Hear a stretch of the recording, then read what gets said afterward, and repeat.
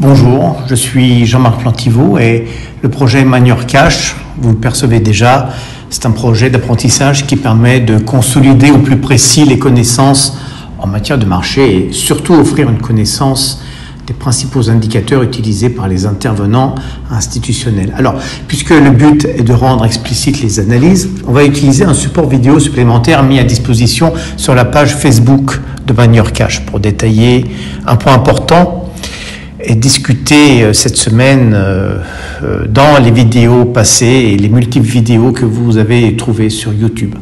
Alors, pour commencer, Pavel détermine ses positions sur l'idée qu'il y aura une chute des marchés, une chute importante, disons dans un avenir assez proche, même si la date est bien sûr incertaine. Alors, nous allons expliquer les raisons de cette certitude. L'analyse que l'on appelle l'analyse intermarket permet de nous situer sur les cycles de l'économie. Nous avons ici 6 phases et chaque phase a une personnalité qui se définit par un comportement macroéconomique, mais aussi de marché. Disons le marché financier en général, ce qui inclut aussi les stocks, le marché des matières premières et puis les devises. Alors, si nous nous positionnons sur un départ dans la zone 1, dans laquelle on constate une récession économique, ce qui, par définition, va au-delà de 6 mois de croissance négative, nous avons le phénomène suivant qui apparaît sur les marchés. Il y a un appétit pour l'achat de bons du trésor, ce qui est logique, puisque nous sommes dans une période où les taux d'intérêt baissent. On peut résumer ainsi. Si vous avez une obligation d'État à 2% l'année, ce qu'on appelle généralement le yield, d'une valeur, disons, de $100, eh bien la baisse des taux fera augmenter le prix de l'obligation pour se positionner sur un prix de marché correspondant à la rémunération du taux nouvellement établi par la Réserve fédérale. Cette situation va perdurer jusqu'au point où l'on constate un ralentissement de l'impact de la crise, c'est-à-dire une stabilisation d'un mouvement de récession. Alors les anticipations sont donc dans le rachat des stocks, c'est-à-dire des actions. Cette correction va à terme se coupler avec une hausse des prix des matières premières. On confirme alors une reprise économique. C'est enfin la vente des bons du trésor, puisque nous avons une certaine tension inflationniste que la Réserve fédérale va gérer pour éviter une surchauffe économique. Nous avons ensuite une situation qui est proche de celle d'aujourd'hui.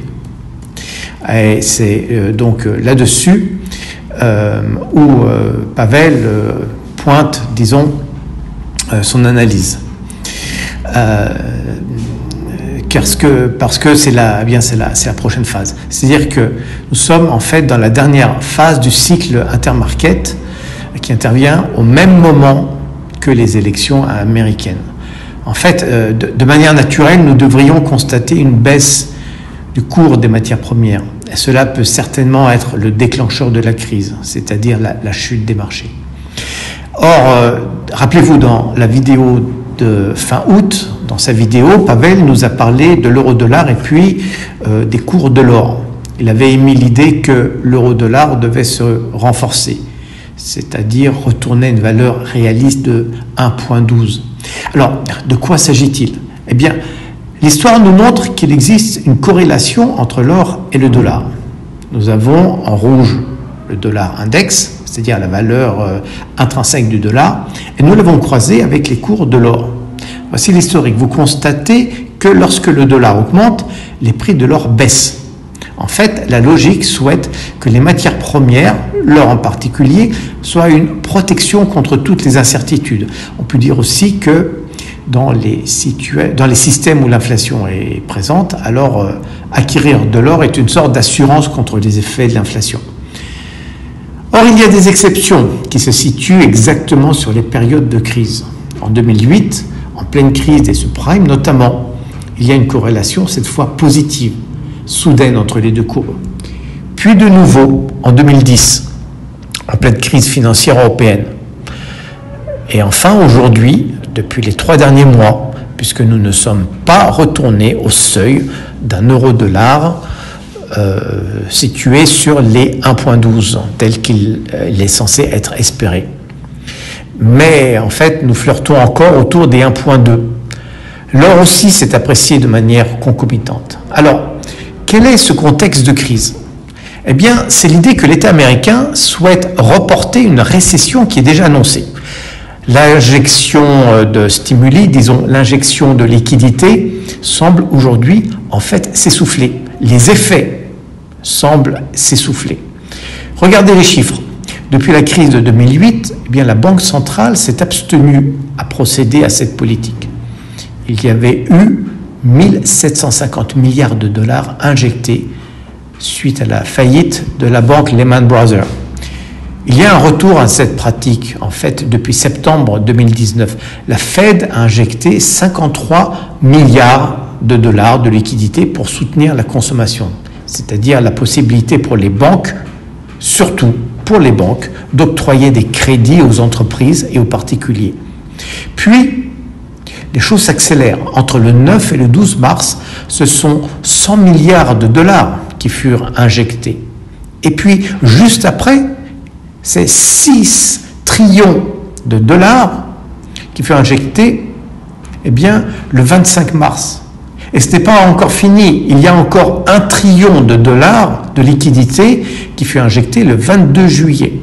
Et ça, c'est la seule raison que nous avons aujourd'hui pour maintenir les marchés à un niveau presque équivalent au niveau précédent de la crise du Covid-19. Mais voilà que, eh bien, Jerome Powell, le gouverneur de la Réserve fédérale, parle soudain d'une tension inflationniste dans un contexte où il y a un appétit pour l'or et puis pour le dollar. Maintenant, essayons d'aller plus loin. Puisque les autorités américaines tentent de retarder la récession, quel marché pourrait donc en profiter? Eh bien, il n'y a pas de réponse pour un timing particulier. En revanche, il y a des indicateurs qu'il faut prendre en compte. En particulier, 4 indicateurs. C'est la courbe des rendements des obligations qui devrait s'inverser à long terme, donc c'est les T-bonds de 10 ans, les taux d'intérêt qui devraient logiquement remonter. Ensuite, le troisième indicateur, c'est l'indice de la production industrielle qui devrait chuter. Et enfin, l'indice des attentes des consommateurs qui, lui, devrait simplement s'écrouler. Alors, ce sont ces 4 indicateurs qui auront un impact sur le marché. Voilà pour ce point de situation de cette semaine. Je pense que cela devrait vous aider à clarifier la manière plus générale et surtout l'idée qui a été exposée durant cette semaine par Pavel. Je vous souhaite en tout cas un bon week-end et à bientôt sur le projet Mind Your Cash. Au revoir.